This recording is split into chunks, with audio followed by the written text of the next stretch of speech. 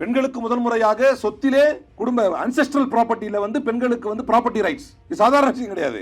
இன்னைக்கு கெத்தா போய் விஜய்க்கு ஓட்டு போட்ட பெண்களுக்கு கூட அவர்களுக்கு சொத்தில் பாதி பங்கு கொடுத்தவங்க தான் அவங்க படிச்சு முடிச்சு ரீல்ஸ்ல இன்ஸ்டாகிராம் பார்க்குற அளவுக்கு அவங்களுக்கு லெஷர் டைம் கிடைச்சது. அந்த சொத்தில் பாதி கொடுத்தாரு. நீங்க யோசிச்சு பாருங்க, எலக்டோரல் பாலிடிக்ஸை மையப்படுத்தியவராக ஒரு கால் கலைஞர் அவர்கள் இருந்திருந்தால் பெரும்பகுதி ஆண்கள் வாக்கு தனக்கு தவறி போகும் என்று பயந்து போயிருப்பார். இதான உண்மை. நீங்க நியாயமா யோசிச்சு, ஆம்பளை நிறைய பேர் இருக்காங்க, இப்ப புரியாது. இது வந்து ஒரு லெவலுக்கு வரும்போது சொத்து பாக பிரிவினை வரணும். நீங்க பெண்கள் யோசிக்கணும். பெண்களுக்கு பங்கே இல்லைங்கிற மாதிரி வச்சிருந்தான் இந்து சக்சஷன் ஆக்ட்ல. அதை அமெண்ட் பண்ணி கொண்டு வரார், பெண்களுக்கும் பங்கு இருக்கு அப்படிங்கிறார். அப்ப என்ன ஆகும்? அது வரைக்கும் வீட்டில் இருந்த திராவிட முன்னேற்ற கழகத்தின் ஆணுக்கே என்ன தோணும் அப்படின்னா, ஏய் பாத்தியா, உங்க தலைவர் தான் எங்களுக்கு இப்போ வாக்கு இது கொடுத்துருக்கிறாரு, இனிமே எங்களுக்கும் பங்கு இருக்கு அப்படின்னு பெண்கள் சவால் விட்டா அது யாருக்கு அஃபண்ட் ஆகும்? அஃபண்ட் ஆகுமா இல்லையா?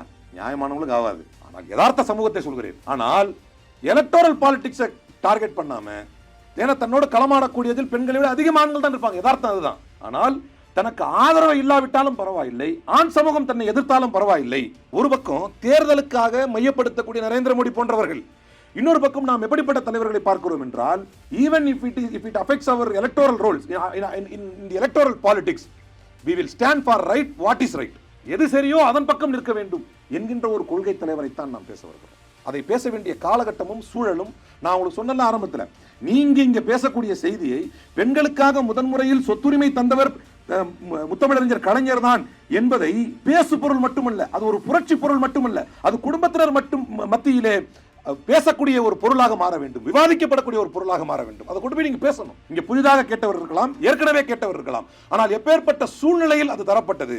பேக் டு 1970s சூழ்நிலை யோசிச்சு பாருங்க. இன்னைக்கே பெண்களை மட்டகரமாகவும் பெண்களுக்கு உரிமை தராமலும் இருக்கத்தான் செய்யறாங்க.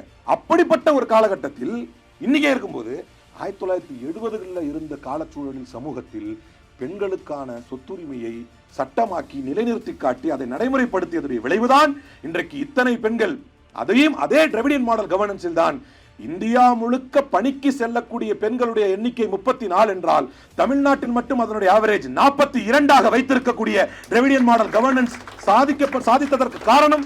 ஏன்னா இன்னைக்கு நிறைய இப்ப நீங்க சீமான் ஸ்பீச் எல்லாம் கேட்டீங்கன்னு வைங்களேன், இன்னைக்கே எடுப்பு இப்படி உடைச்சிருவாரு, அப்படியே உடைச்சிருவாரு, அப்படி பறந்து ஜம்ப் பண்ணி அதை பிடிப்ப இதை இன்னைக்கே உடைச்சு இப்படி போட்டுருவார். படிப்படியாக இந்த சமூக நிலைகளை அன்னைக்கு யோசிச்சு பாருங்க.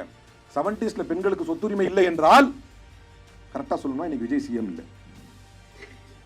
புரியுதா உங்களுக்கு? கரெக்டா சொன்னா அன்னைக்கு பெண்களுக்கு சொத்துரிமை இல்லை என்றால் எப்படி நீங்க உட்கார்ந்து போன வச்சு இன்ஸ்டாகிராம் நோண்டிட்டு வந்திருப்பீங்க? It's a small comparison.